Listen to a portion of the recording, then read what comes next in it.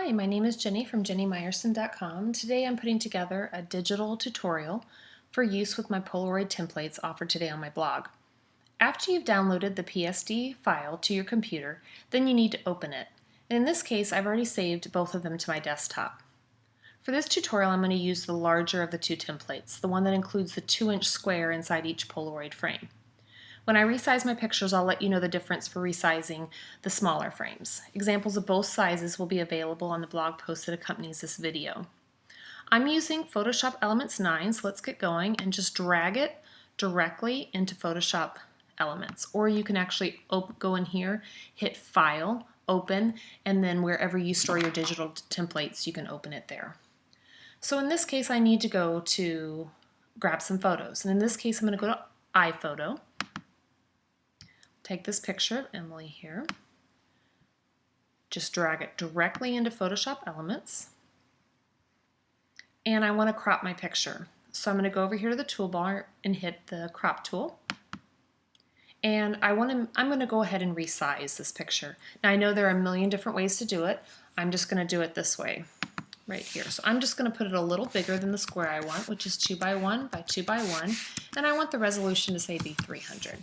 You can do anywhere between 2 and 300. Just want to have a good resolution so that when you print it, it's not really grainy. I think mine was defaulted to 20 or 30, which would be not very good. Good for a blog, but not for printing off pictures. So I'm going to go here. Again, I'm on the crop tool, and I'm just going to, it's already been set for the dimensions here. I'll move this over just a little bit, and I'm going to hit the check box to say that looks great. I'm going to go ahead and minimize this and minimize my iPhoto so that I can see what's going on. Get back to Photoshop Elements here. Okay, and I'm just going to drag this picture of Emily right in here into photo number 1. And there she is. Now again, I'm on the crop tool. You can see that little kind of the two L's that are overlapping one another. I need to be on the move tool. So I go up here and hit move. And I'm going to move right up here to this thing. And you go, oh my goodness, Jenny, your picture's too big. That's okay. I'm going to go right over here to the corner. I'm going to hold the left mouse key down, and I'm going to minimize it. Now notice I need to use the corners in order to minimize my picture. If I use the sides and see how I do this, I distort the picture. In that case, no worries. Just hit no, not acceptable, and go back and minimize, try it again. So I'm going to hit the check mark, and I'm going to move my picture right over here, making sure that all that color, see right here I have a little bit of orange, I need to move it down. And I have a little bit of the picture up at the top, but that's okay, because I'm going to go over here, and I'm going to use what I call the magic finger, because this finger totally cracks me up. And I kind of have an obnoxious sense of humor, so bear with me. So I'm going to hit the Option key, and I'm going to hit, again, the left key on the mouse. It's going to give me those overlapping circles when I hit the Option key, kind of a little bit of a moon in between it.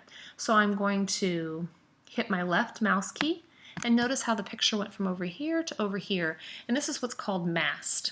So say I don't like the positioning of the picture of Emily, say I want her a little more over to the right, I can just use the arrow keys right on my keyboard and see move her right here, but you don't see any of the picture here because it's masked behind the Polaroid frame. So I'll move her back over here until I like the positioning. Again, I can move up, down, any direction I want to go. I like that, so I'm perfect. So let's go back over to iPhoto. Grab another picture. Let's grab this cupcake one here and bring it right down into Photoshop Elements. I have about 1 million pictures of cupcakes, so never hurt for a picture of this. Again, I'm going to use the crop tool. It's already defaulted to the last settings, which are 2 by 1 by 2 by 1 inches. Again, the resolution is 300. And I'm going just to crop a picture of this yummy chocolate peppermint cupcake.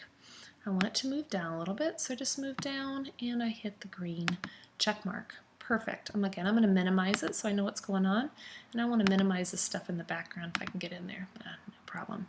Again, I'm on the crop tool, but I want to move my cupcake up, so I'm going to go up here to the move tool. Go to the cupcake, bring it up to photo number 2. Okay, notice how my image is above still photo 1.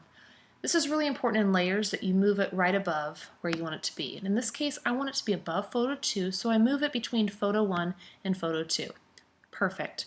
Now I just go up here, again, go here to the corner, hit the left mouse key, minimize the picture. Looks great size-wise. I'm going to bring it right into here. Move it down just, can't do it too much. And then again, I use the magic finger option, the overlapping circles, and then I hold down my left mouse key. Perfect. Again, it's masked. I can move the picture all the way around. Love that little tool. Okay, one more picture, and then we'll just go with, actually in this case, I already have some resize. So I'm just going to move Emily and Ben right into the photo number 3. Again, I want to move this picture above photo number 3, so I'm going to hover right between photo 2 and photo 3. Boom. Great. Again, I'm on the move tool. I would have needed to change the move tool if I had just resized this because that would have been on crop. So I minimize that by going to the corner. I can hit the checkbox, move it to the position that I kind of want it to be in the picture. Again, don't worry, there's overlapping here, but remember, as soon as we do the magic finger and option overlapping circles with the left shift key, voila, it disappears. It kind of just basically acts as if it's not there. Again, it's those layers that I'm learning so much about right now. Again, just another picture, Emily, drag it right into here, and I want to bring it above photo 4. So I'm above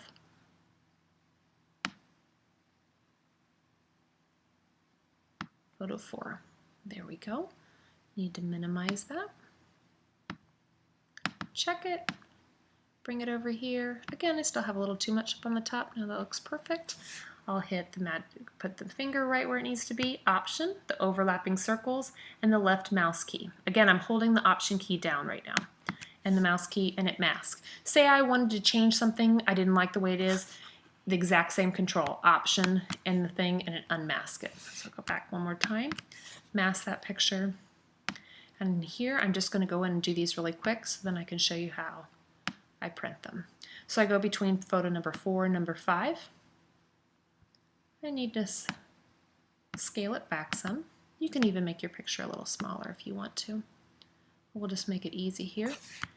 And you go through until you do all 9 pictures. And when you go through all 9 pictures, it is completely ready for you to set up. You won't need to scale anything at this point.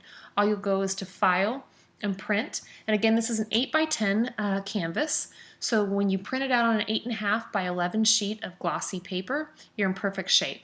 Same with the 1.5 inch square template. You notice there's still only 9 squares.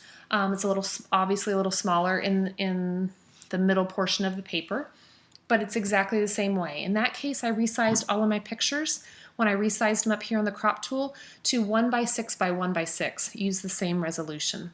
Worked out perfectly. As soon as I printed these off on glossy paper, cut them out with a paper trimmer. You can also use an X-Acto knife, which I have one of those as well.